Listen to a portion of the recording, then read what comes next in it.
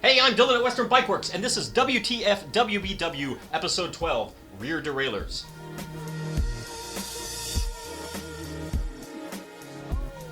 WTFWBW, What's the Fix? Western Bike Works, our web series where we take your questions and we answer them. Everything from technical questions, questions about cycling history, arcana, whatever you want. Submit your questions via email at askus@westernbikeworks.com, through our YouTube, through our Facebook, through our Twitter, or calling us on the phone. Today we're going to look at rear derailleurs. So first we're going to go over the parts of the derailleur nomenclature so we have like a shared vocabulary. First of all, we have what's called the parallelogram, and that's what actually allows the derailleur to move on this plane and shift the chain throughout the cassette. And then we have the pulley cage, these two pulleys. We have the one closest to the cassette called the guide pulley, that's the one that guides the chain, and one called the tension pulley, that's the one that keeps tension on the chain. The most important aspects that we're going to be dealing with today are here at the back of the derailleur. First of all, we have what are called limit screws. Like I said, the derailleur is the dumbest part on the bicycle. It doesn't know anything, and these limit screws can be likened to the electric fence for your dog. You don't want your dog to run into the street, you don't want him to go into your flower bed, so you put up that electric fence. Same thing here. We need to tell the derailleur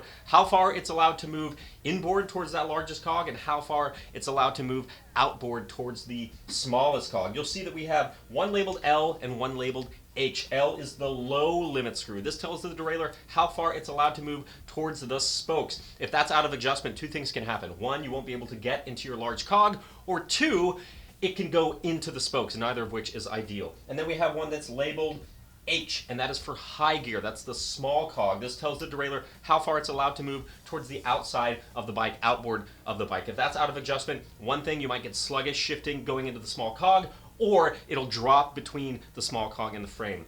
Not ideal. And then all we have right here is the barrel adjuster. The barrel adjuster is what allows us to fine-tune cable tension. So if you look at a derailleur, the spring in the derailleur always wants to pull it to its resting position, which is under the smallest cog. So the only thing that allows the derailleur to move towards the larger cogs is cable tension. And this is what we use in order to synchronize the derailleur with the shifter, to make sure that one shift at the shifter equals precisely one shift at the back of the bike. So this is what we're going to use in order to tell the derailleur who's blind exactly where the center line of all the cogs is. The other screw that we have right here, a little enigmatic, this is called the B tension screw. And the B tension screw, or the body angle screw, some people call it, this is what rotates the derailleur on its mounting bolt. And what that does is it allows us to get the proper distance between the guide pulley and the cassette. If the pulley is too close to the cassette, you're going to get the chain trapped between there, and it's going to cause some really weird noises when you get into the large cog. And if it's too far away, you're going to lose some shifting precision. So that's the last thing we're going to adjust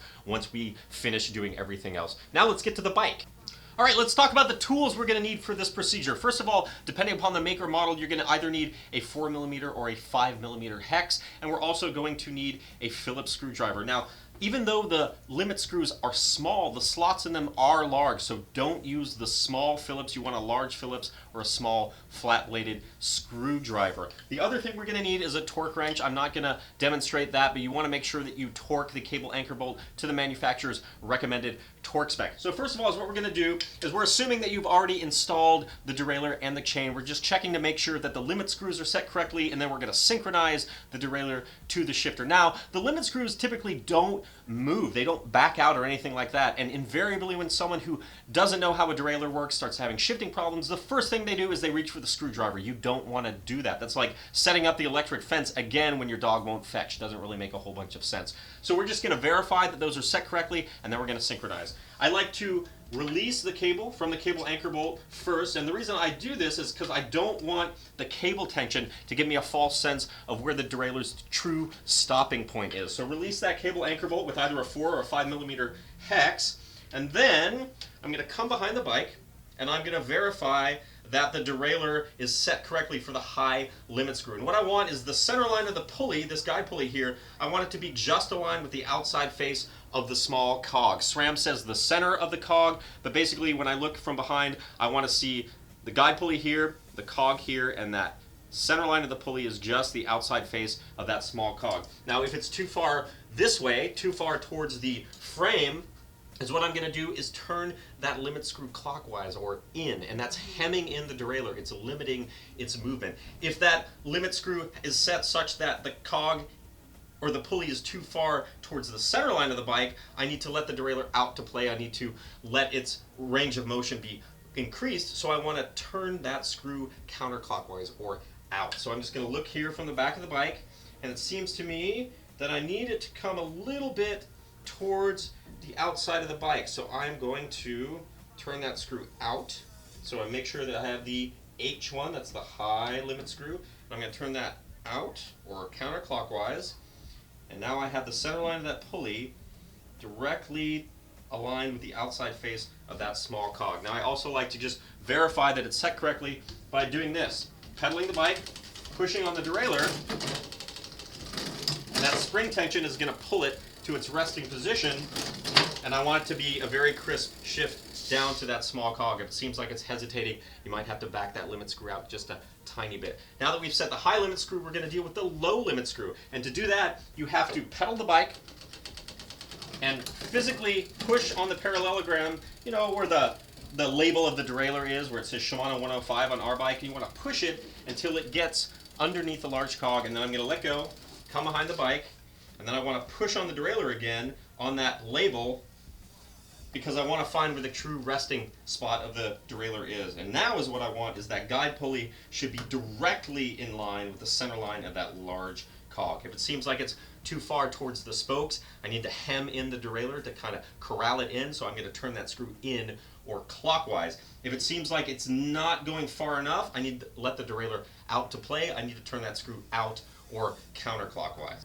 So now that we've set the limit screws, we don't have to worry about those again. The exception being if you have a different wheel set that might position the cassette in a slightly different place, you might have to make small modifications. So if I have like a race wheel set and a training wheel set, when I put that wheel set in, I'll just verify that the limit screws are set correctly. Now we're going to synchronize the derailleur. And the first thing I want to do is I want to preset this barrel adjuster. And what that means is I want to be able to adjust cable tension either way. So I want to be able to increase it or decrease it. And how I ensure that I can do that is I'm going to thread that barrel adjuster, screw it all the way in, which is clockwise, until it stops, and then I'm going to back it out, you know, about a half turn or a full turn. And that means that if I have to decrease cable tension to give a little bit of slack, let that spring in the derailleur take over, I have some ability to do that. I can thread that barrel adjuster in. Once I've done that, I also like to check to make sure that there are no clicks stored in the shifter. If someone came along while I wasn't looking and did that, that spooled up some cable into the shifter, and if I attached the cable, I would never be able to get those last 3 gears because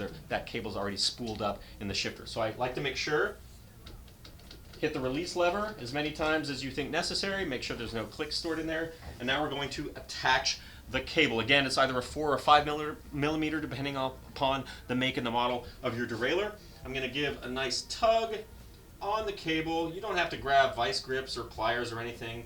Some manufacturers' derailleurs like a little less initial cable tension, SRAM in particular, in part because of the actuation ratio. So I've snugged that up. You want to make sure and put a torque wrench on that. When you're all done, follow the manufacturer's torque specifications for that bolt. Now I need to synchronize the derailleur, and what I'm going to do is 1 shift at the shifter should equal 1 shift at the back of the bike, and not just 1 shift, but it should equal 1 shift with the guide pulley directly underneath the center line of that second cog. Because like I explained, the derailleur doesn't have any clicks in it. It doesn't know how many speeds are on the back of the bike, the distance between the cogs, any of that. It's the shifter that tells it. And so if I get it into that second cog, when I'm looking at it right here, it seems like the pulley is a little bit to the outside of that center line.